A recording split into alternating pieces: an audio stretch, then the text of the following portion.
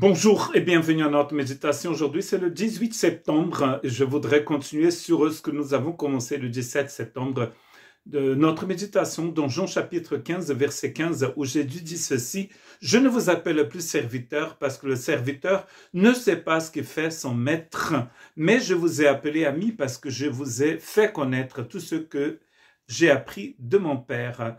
Je vous ai appelé ami. » Jésus continue alors dans ce texte à nous parler de quelque chose de sublime, c'est-à-dire de l'amitié. Et j'avais dit donc hier, le 17 septembre, que Jésus a bousculé beaucoup de choses.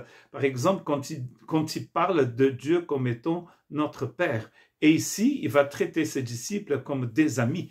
Dans le chapitre 15, verset 12, il dit ceci: « C'est ici mon commandement, aimez-vous les uns les autres comme je vous ai aimé. » Il n'y a pas de plus grand amour que de donner sa vie pour ses amis. Il n'y a pas de plus grand amour. C'est une qualité sublime de cet amour-là, que nous appelons agapé en grec. Vous allez le trouver par exemple dans Jean chapitre 3, verset 16, un des textes les plus connus de la Bible, où Jésus dit ceci: car Dieu a tant aimé le monde qu'il a donné son Fils unique afin que quiconque croit ne périsse pas, mais qu'il ait la vie éternelle. Une qualité sublime de cet amour, c'est qu'il se donne. Dieu a tant aimé, donc du coup, il a donné son Fils unique. Et ici, il nous encourage à nous aimer avec ce même amour. Et c'est l'amour que Jésus a aussi pour ses disciples. Et donc du coup, ils ne sont plus des esclaves, ce sont des amis. Je fais de vous mes amis. Je vous ai appelé amis. Jésus décrit ici donc l'étendue de la qualité de son amour pour les disciples, comme un amour qui traite les serviteurs comme des amis. Les serviteurs maintenant sont devenus des amis. Dans la relation entre un disciple et son rabbi à cette époque-là, une telle amitié n'était pas attendue, n'était pas possible en fait. Pourtant, Jésus, le rabbi, a appelé ses disciples, ses serviteurs, donc des amis. Ils sont plus seulement des disciples, ce sont des amis. Donc nous avons qu'il a une autre relation, parce que un disciple, c'est un élève. Jésus a des élèves, ils sont officiellement 12, mais il a aussi d'autres hommes, bien sûr, à part ces 12-là, et il a aussi des femmes, comme Marie de Magdala. Et Jésus est en train de dire à ses disciples que maintenant, ils ont une autre relation avec lui. Ils sont ses amis.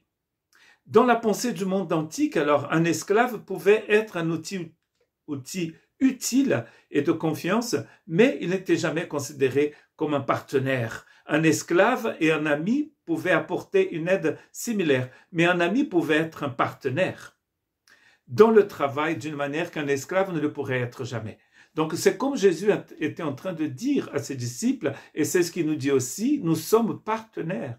Paul va utiliser cette expression en disant que nous sommes des co-travailleurs avec lui. Pourquoi nous sommes partenaires? C'est parce que maintenant nous sommes amis. Il nous aime d'un amour éternel et nous pouvons avoir une relation avec lui.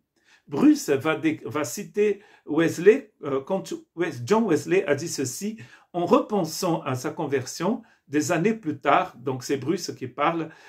Wesley elle décrivit donc cette conversion comme le moment où il a échangé la foi d'un serviteur contre la foi d'un fils, la foi d'un ami. Avant, il était un serviteur. D'ailleurs, John Wesley a même été envoyé dans les colonies britanniques, dans ce qui est devenu après les États-Unis, pour évangéliser des Indiens, et c'est en retournant en Grande-Bretagne qu'il s'est dit qu'il s'est vraiment converti. Il servait déjà le Seigneur, mais il n'était pas un ami. La vraie conversion, c'est quand tu cesses d'être un esclave et cesses d'être un serviteur, tout en étant bien sûr un esclave du Christ, mais dans ce qui concerne la relation, tu n'es plus un esclave, tu deviens un ami. Que Dieu te bénisse.